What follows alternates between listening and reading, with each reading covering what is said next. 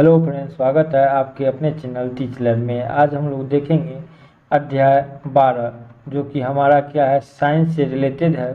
और हम लोग ये बीपीएससी टीचिंग एग्ज़ाम का तैयारी के लिए जो कि हमारा अगस्त में होने वाला है, तो उसके लिए हम लोग देखेंगे। उसमें बोला गया है कि SCERT से हम लोग क्वेश्चन पूछेंगे।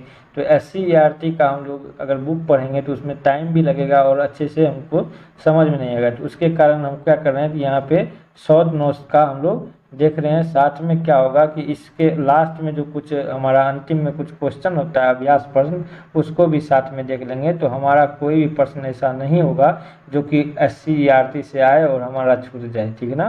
तो इसको हम संपूर्ण रूप से देख रहे हैं। और इससे पहले 11 वीडियो इस साइंस का और 11 वीडियो जो है हम लोग SST का, दोनों का हम लोग दे चुके हैं। अगर आप उसको नहीं देखे हैं तो जाइए वीडियो के प्ले लिस्ट में, वहाँ पे बीपीएससी टीचिंग एग्ज़ाम करके दिया होगा, वहाँ पे आप जाके इसको ज़रूर देखें और आपको समझ में आएगा कि किस तरह से हम लोग तैयारी कर रहे हैं। बहुत ही एक वीडियो में एक चैप्टर मिनिमम हम लोग ख़त्म कर रहे हैं, ठीक ना। बहुत कम समय में आप अच्छे से तैयारी कर पा रहे हैं।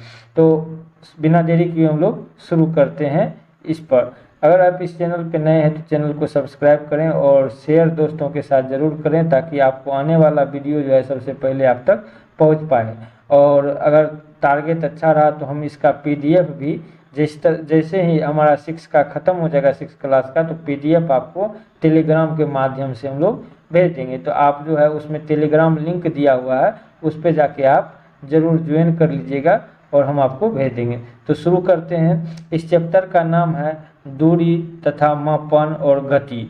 दूरी, मापन और गति। इस चैप्टर में जो कुछ मुख्य सारांश दी गई है उसको हम लोग थोड़ा देख लेते हैं कि हमारे प्राचीन समय में हाथ, पैर या फिर बीच से क्या करते हैं, नापते हैं। और इसी तरह से धीरे धीरे जब हमारा 1971 ईस्वी का बात आएगा, 1971 में फ्रांस की राजधानी पेरिस में, है ना, पेरिस में क्या होगा, तो पेरिस में आपको जो देखने को मिलेगा SI पद्धति, SI यूनिट का जो है आपको देखने को मिलेगा किस प्रकार से आया और SI यूनिट का क्या नाम है, ऐसा क्यों हुआ, ये सभी को हम लोग देखेंगे। बहुत ही अच्छे भाषा में समझेंगे, अपने भाषा में, कोई डिफिकल्ट नहीं होगा समझने में। तो शुरू करते हैं। देखिए यहाँ पे जो है आप अगर देखिएगा तो इस चैप्टर का नाम है दूरी, मापन और गति। तो इसमें अगर आप देखिएगा, यहाँ पे देखते हैं हम लोग और फिर इसको हम लोग शुरू करेंगे, ठीक है।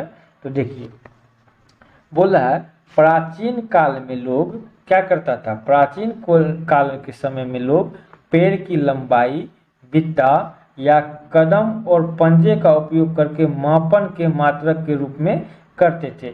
अभी भी हम लोग किसी दुकानदार के पास जाते हैं तो हाथ से नाप के कपड़ा दे दिया जाता है। लेकिन होता क्या है, इसमें कभी हम लोग को नुकसान हो सकता है और कभी क्या हो सकता है, फायदा भी हो सकता है।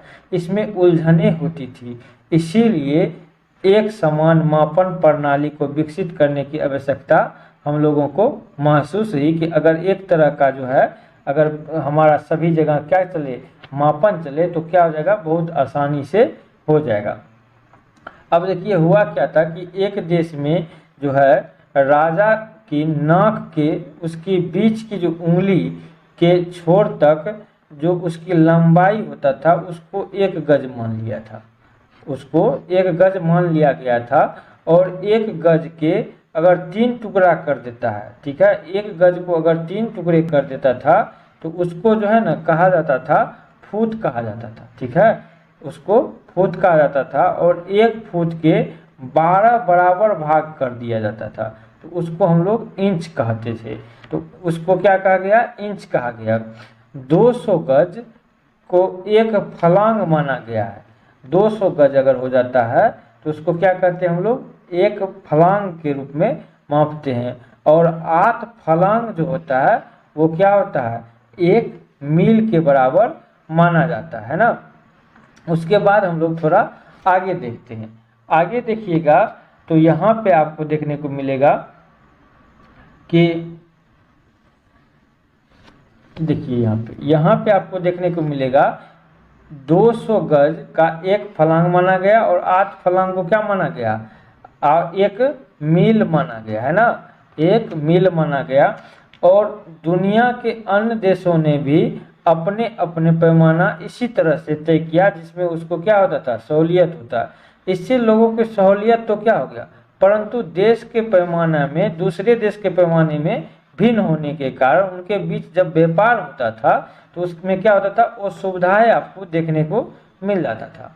अंत में फ्रांस में जो है धातु की एक छड़ की लंबाई को 1 मीटर मान लिया, एक धातु का छड़ लिया और उसको 1 मीटर मान लिया, और उसके मानक को अंतरराष्ट्रीय इकाई जिसको एसआई इकाई कहते हैं, सिस्टम ऑफ इंटरनेशनल, इसका फुल फॉर्म क्या हुआ, सिस्टम ऑफ इंटरनेशनल, ठीक है ना, इंटरनेशनल, ठीक है।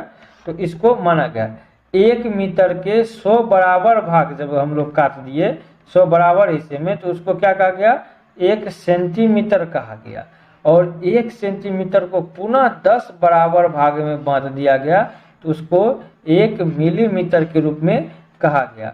इस तरह से 1000 मीटर को क्या कहा गया, 1000 मीटर को 1 किलोमीटर कहा गया, 1000 मीटर को क्या कहा गया, 1 किलोमीटर कहा गया, ठीक है।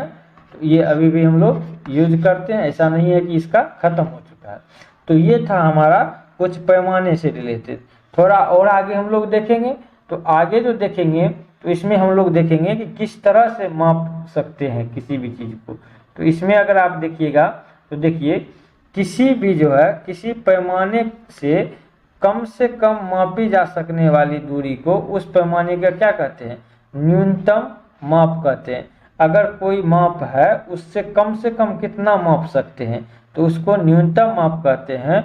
और पैमाने के नापने का सही तरीका वो होता है जहाँ पे ओ का निशान शुरू होता है वहाँ से नापना शुरू करना चाहिए। तो इसमें खासकर बच्चों को बताया गया है कि आप जो नापना शुरू करते हैं तो कहाँ से नापिएगा।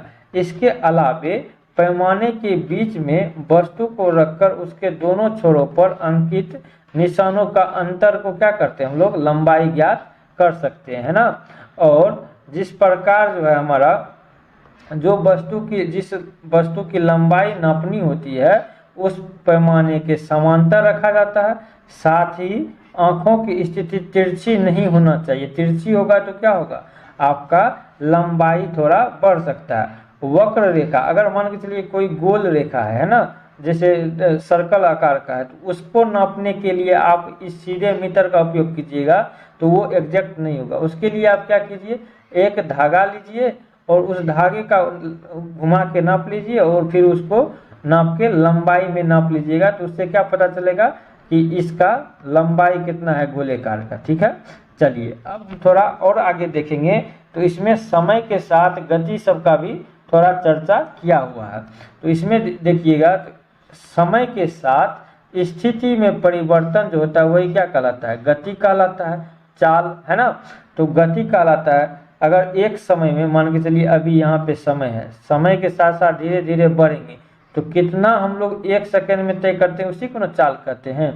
तो सरल रेखा के अनुदिश गति जो है सरल रेखीय गति कहते हैं। अगर कोई सीधी रेखा पे गमन करता है तो उसको क्या कहते हैं, सरल रेखीय गति। जैसे परेड में सिपाही क्या करता है, मार्च फर्स्ट जो वहाँ पे गति होता है, अगर सिपाही जो चलता है वो क्या होता है, सीधी। किसी गिरते हुए पत्थर की गति को वर्तुल गति कहते हैं। कोई पत्थर अगर गिर रहा है तो उसको क्या कहते हैं हम लोग, वर्तुल गति, जो घूमते हुए गिरता है ना, ऐसे करते हुए। अगर मान के चलिए कोई इस तरह से ढलान है उस पर घूमते हुए पत्थर को गिरा देंगे तो वो क्या हो जाएगा, वर्तुल गति। और कोई वस्तु इस प्रकार गति करती है कि उस वस्तु का किसी नियत बिंदु की दूसरी समान रहती है। जैसे कि हाथ घुमाए जा रहे हैं और धागे बंधे हुए पत्थर की गति, और आपको घड़ी की सेकेंड की सुई, और ये सब गति क्या होता है, हम लोग वर्तुल गति हम लोग कह सकते हैं जब गोलाकार घूमता है ना। ऐसी गति जो एक निश्चित अंतराल के पश्चात दोहराती है, जैसे झूले की गति, उसको क्या कहते हैं, आवर्ती गति कहते हैं। जो बार बार सेम आता है ना, सेम जगह से होते हुए जब गुजरता है तो उसको क्या कहते हैं हम लोग, उसको हम लोग कहते हैं आवर्ती गति। आवर्ती मतलब ही होता है कि कितना बार वो आ रहा है ना, तो उस तरह के गति को हम लोग क्या कहते हैं, आवर्ती गति कहते हैं। और जैसे कि आप देखिएगा तो घड़ी के लोलक में जो लगा होता है वो घड़ी घड़ी के लोलक में जो अगर देखिएगा तो आपको लगेगा कि घड़ी के लोलक में यहाँ जो कोई पेंडुलम रहता है वो इधर से इधर जाते रहता है, तो वो क्या होता है, वही घड़ी का हमारा क्या होता है, आवर्ती गति कहते हैं। झूला में भी हम लोग बैठते हैं तो क्या होता है, इधर से उधर जाते हैं, एक ही जगह पे क्या करता है, बार बार जाते हैं, तो उसको क्या कहेंगे हम लोग कहेंगे उसको, उस गति को हमारा आवर्ती गति। सितार की डोरियां का बात करें तो वो क्या होता है, एक ही जगह पे आपका रहता है ना, और इसी पे हम लोग जो भी हाथ वगैरह सब फेरते हैं तो वो क्या होता है, घूम फिर के फिर वहीं आता है, तो इसीलिए उसको भी क्या कर सकते हैं हम लोग, आवर्ती गति के रूप में ला सकते हैं। सिलाई मशीन का पहिया वर्तुल गति में होता है। सिलाई मशीन का पहिया किस में होता है, वर्तुल गति में होता है, जब तक उसकी सुई आवर्ती गति में होती है। अब देखिए, जब तक उसकी सुई आवर्ती गति में होता है, सुई इसलिए आवर्ती गति में होता है क्योंकि बार बार एक ही जगह पे वो ऊपर नीचे करते रहता है। फर्श पर लुढ़कती गेंद सरल रेखीय की गति के साथ साथ क्या करता है, वो घूर्णन गति भी करता है। एक तो सीधा सीधा जा रहा है, साथ साथ में वो घूम भी रहा है, तो वो क्या कहलाएगा, आपको क्या कहलाएगा, वो आपका सरल रेखीय गति के साथ साथ वर्तुल गति भी कहलाएगा, है ना। अब थोड़ा हम लोग इसमें देख लेंगे, तो इसमें अगर देखेंगे तो देखिएगा कि कोई वस्तु कितनी भी धीमी या तीव्र गति कर रही है उसे दूरी मापन द्वारा ज्ञात किया जा सकता है। ये कितना स्पीड से घूम रहा है या गिर रहा है या क्या गति कर रहा है, उसको हम लोग क्या कर सकते हैं, ज्ञात कर सकते हैं। एक निश्चित समय में एक वस्तु जितनी दूरी तय करता है वो उस वस्तु का क्या कहलाता है, चाल कहलाता है। एक सेकेंड में जितना भी दूरी तय करता है ना, वो हमारा क्या कहलाता है, चाल कहलाता है। चाल बराबर क्या होता है, दूरी बटा समय होता है ना, दूरी बटा समय। तो जितना भी दूरी तय करेगा एक सेकेंड में, है ना, एकांक समय में तय की गई दूरी, उसी को क्या कहते हैं हम लोग, चाल कहते हैं। तो ये हमारा कंफर्म हो गया कि दूरी बटे क्या होता है, दूरी बटे समय अगर होता है तो वही क्या कहलाता है, चाल कहलाता है ना, चाल। एकांक समय में तय की गई दूरी को क्या कहते हैं, चाल कहते हैं ना। चलिए अब हम लोग थोड़ा आगे देखते हैं। इसमें कुछ तालिका दिया हुआ है और इस तालिका के बारे में कुछ बोल रहा है हमको लिखने के लिए, तो उसके बारे में भी हम लोग थोड़ा पढ़ लेते हैं। जैसे देखिए, इस तालिका में 3 चीज का नाम दिया हुआ है, उस तीनों में क्या बोल रहा है कि पुस्तक की लंबाई, पुस्तक की चौड़ाई और पुस्तक की मोटाई, है ना। उसके बाद बोला है अनुमान लगाना है, तो ये कितना हो सकता है, पुस्तक की लंबाई 30 सेंटीमीटर, चौड़ाई कितना 20 सेंटीमीटर और मोटाई 1 सेंटीमीटर। अगर नाप के देखेंगे तो ये कितना हो जाता है 24 सेंटीमीटर 18 सेंटीमीटर, मतलब थोड़ा सा डिफरेंट तो होगा ही, जब नापिएगा और अनुमान लगाइएगा तो कुछ ना कुछ अंतर होगा। तो यही आपको देखने को बोला है, ये बच्चों के लिए है, ये थोड़ा प्रैक्टिकल, ताकि वो बच्चे नापने के लिए सीख जाए कि कहाँ से हम लोग नापते हैं। उसके बाद देखिए, विराम अवस्था और गतिशील अवस्था के बारे में कुछ चर्चाएं की गई है। 1 2 3 4 चीज है, जिसमें घर है, टेबल है, कुर्सी है और कार है। घर क्या होता है, एक उड़ती चिड़िया, जिसमें इसमें क्या होता है, अगर विराम अवस्था की बात करें तो ये सारा क्या है, विराम अवस्था में। और गतिशील का बात करेंगे तो इसमें क्या हो जाएगा, गतिशील अवस्था में अगर बात करें तो उड़ती चिड़िया क्या है, गतिशील है। एक चींटी की गति, पंखा की गति, साइकिल की गति, पहिया, ये सारा क्या है, ये गतिशील वस्तुएं हैं, है ना। उसके बाद अगर बात करें हम लोग तो एसआई मात्रक, एसआई मात्रक जो है लंबाई का, यहाँ पे पूछ रहा है। देखिए एसआई यूनिट क्या होता है, एसआई यूनिट जो होता है, एसआई यूनिट इसको कहते हैं सिस्टम ऑफ इंटरनेशनल। इस ये जो है 1971 में फ्रांस की राजधानी, है ना, फ्रांस की राजधानी पेरिस में, है ना, पेरिस, यहाँ पेरिस गलती लिखा गया, पेरिस में किया गया था एक, जिसमें कि आपको बताया गया कि यहाँ पे क्या होगा, यहाँ पे सिस्टम ऑफ इंटरनेशनल होगा, ठीक है ना। और इसी में बोला गया है कि एसआई पद्धति का जो है लंबाई का मात्रक क्या होगा, तो एसआई पद्धति में लंबाई का मात्रक क्या होगा, मीटर हो जाएगा, ठीक है। चलिए अब हम लोग आगे देखते हैं। आप अपने घर से विद्यालय जाने में 1 किलोमीटर की दूरी तय करते हैं, इसे 1 किलोमीटर कितने मीटर होते हैं। हम जानते हैं कि 1 किलोमीटर जो है कितने मीटर के बराबर होता है, 1000 मीटर के बराबर। तो लेकिन इसमें क्या बोला है कि एक जाने में आपको जो है अपने घर विद्यालय से 1 किलोमीटर जाने की दूरी, इसे 1 किलोमीटर में कितने मीटर होते हैं, कितना हो जाएगा 1000 मीटर। तो यहाँ पे आपका थोड़ा गलती दिया है, यहाँ पे 10,000 हो रहा है, तो आप क्या दीजिएगा, बी नंबर यहाँ पे दीजिएगा, ठीक है ना। यहाँ पे थोड़ा देख लेना है। उसके बाद है आपको गतिशील वस्तुओं के द्वारा उदाहरण नहीं है। गतिशील का उदाहरण बोला है नहीं है। देखिए उड़ती हुई चिड़िया तो है, चींटी की गति ये भी है, और सुई की गति ये भी है। घड़ी जो है, जब घड़ी का बात करें, घड़ी की सुई का बात करें तो अलग बात है, लेकिन घड़ी का जब बात करें तो वो गतिशील नहीं है। तो आपका आंसर जो होगा वो कौन सा हो जाएगा, तीसरा नंबर, है ना। आपका यहाँ पे लिखा हुआ भी है, ठीक है। चलिए अब हम लोग आगे देखते हैं। बोलता है आवृत्ति गति का उदाहरण।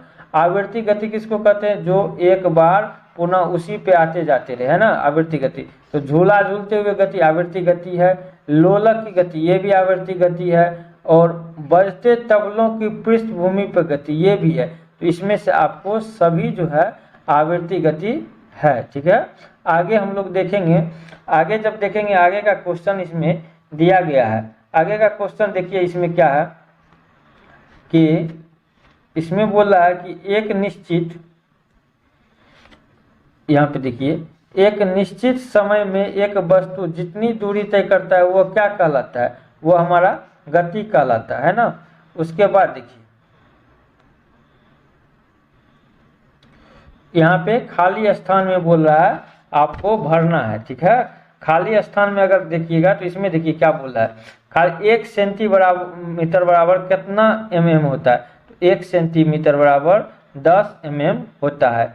1 मीटर बराबर कितना सेंटीमीटर होता है, तो 1 मीटर बराबर कितना होता है, 100 सेंटीमीटर होता है। 1 मीटर बराबर कितना, क्या लिखा है यहाँ पे, 1 सेंटीमीटर बराबर कितना मिमी होता है, mm होता है।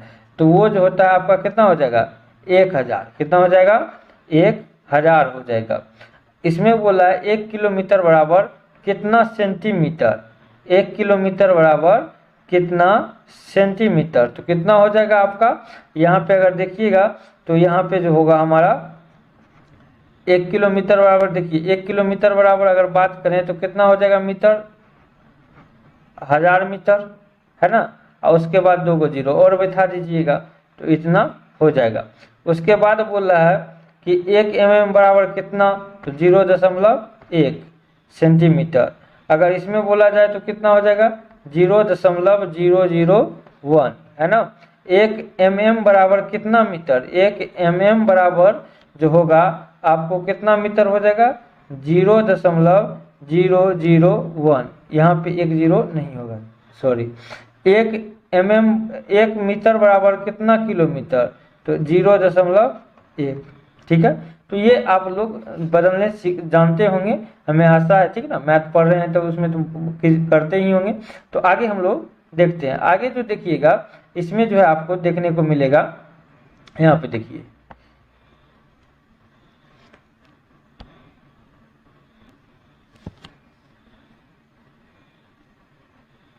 यहाँ पे देखिए, झूले पर किसी बच्चे की गति जो होता है वो क्या होता है, झूले पे जो गति होगा वो क्या होगा, आवर्त गति हो जाएगा। क्या हो जाएगा, आवर्त गति, आवर्त गति, है ना।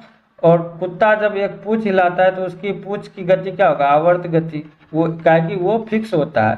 तो आवर्त गति का आप पकड़ने के लिए आप समझ सकते हैं कि कोई भी जो कण होगा ना, वो ऊपर में कहीं उसका जो केंद्र बिंदु होगा वो फिक्स होगा, और बाकी वो आगे पीछे यहाँ पे चलते रहेगा, है ना। तो एक बिंदु उसका फिक्स होता है ना, उससे आप पता कर सकते हैं। उसके बाद देखिएगा, अगर आप यहाँ पे कुछ हमारा सब्जेक्टिव क्वेश्चन है उसको भी थोड़ा हम लोग देख लेते हैं।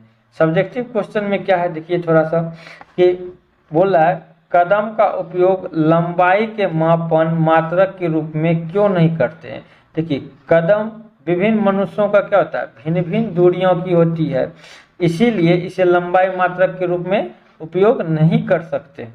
निम्नलिखित में लंबाई को बढ़ते परिणामों में व्यवस्थित करने के लिए बोला है, 1 मीटर को, 1 सेंटीमीटर को, 1 किलोमीटर को, 1 mm में। तो सबसे पहले क्या होता है, मिलीमीटर, उसके बाद सेंटीमीटर, उसके बाद मीटर, उसके बाद किलोमीटर। तो हमारा जो सही क्रम होगा वो क्या होगा, mm, फिर सेंटीमीटर, फिर मीटर, फिर किलोमीटर। इस तरह से हम लोग इसको एक क्रम में सजा सकते हैं ना। उसके बाद हम लोग थोड़ा देख लेते हैं इस क्वेश्चन को। 5वां क्वेश्चन कहता है विभिन्न प्रकार की गति कौन सी है जिसमें दैनिक जीवन और उनके 2 उदाहरण लिखिए। तो आपको यहाँ पे देखना है कि हम लोग कौन कौन सा उपयोग कर पाते हैं, ठीक ना। तो उसको अगर आप बात करेंगे यहाँ पे, तो यहाँ पे आपको समझने में थोड़ा आसानी हो जाएगा। देखिए यहाँ पे अगर बात करेंगे तो यहाँ पे देखिए क्या होता है कि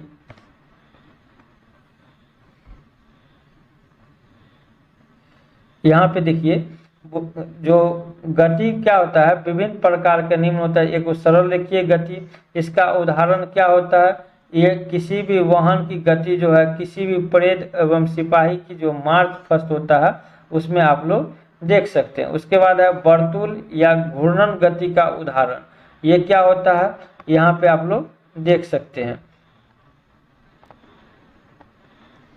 यहाँ पे देखिए कि अगर आप देखिएगा यहाँ पे तो क्या बोल रहा है, गति के विभिन्न प्रकार निम्न है। कौन कौन गति है, एक है सरल रेखीय गति, इसका उदाहरण के अंतर्गत आप देखिएगा तो किसी वाहन की गति, किसी परेड में सिपाही के मार्च में आती हुई जो गति होता है वो क्या होता है, एक सरल रेखीय होता है। दूसरा अगर आप देखिएगा उसमें है वर्तुल गति या घूर्णन गति, इसका उदाहरण अंतर्गत जो है डोरी से बंधा हुआ पत्थर और उसके बाद बिजली के पंखे की जो गति आती है ये क्या होता है, वर्तुल गति, यानी कि जो बार बार एक ही जगह गोल गोल घूमता है उसी को क्या कहते हैं, वर्तुल गति।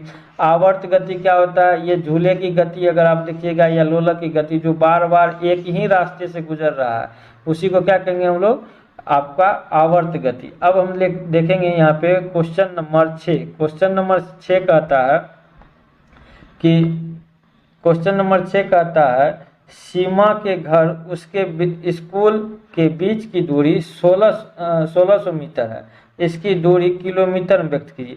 देखिए 1600 मीटर है, हम जानते हैं कि यहाँ पे क्या करेंगे, 1600 मीटर को अगर 100 से हम भागा दे देंगे तो 1.6 यहाँ पे क्या हो जाएगा, किलोमीटर में व्यक्त हो जाएगा।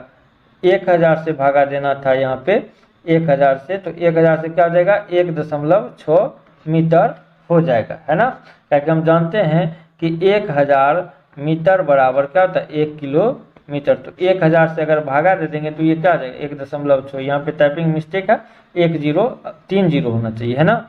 उसके बाद देखेंगे हम लोग 7वां क्वेश्चन, किसी चलती हुई साइकिल का पहिया तथा छत पर लगे पंखे गति समानता है असमानता क्या लिखना है। तो इसके बारे में देखिए दोनों में क्या होता है कि अगर पंखे की चलती हुई गति के बारे में बात करिएगा तो आप उसमें देखिएगा कि वो सिर्फ वर्तुल गति कर रहा है ना, लेकिन साइकिल जो है वो क्या कर रहा है, वो एक दोनों गति कर रहा है, एक तो दूरी भी तय कर रहा है साथ में वर्तुल गति। तो चलती हुई साइकिल के पहिए तथा छत में निम्नलिखित समानता एवं असमानता। देखिए समानता क्या है, दोनों घूर्णन गति को दर्शाता है, दोनों एक निश्चित स्थान पर घूमने का काम करता है। असमानता देखिए पंखा लोहे का होता है जबकि पहिया क्या होता है, रबर का होता है। दूसरा पंखा बिजली पर चलता है जबकि पहिया क्या करता है, बिना बिजली का चलता है।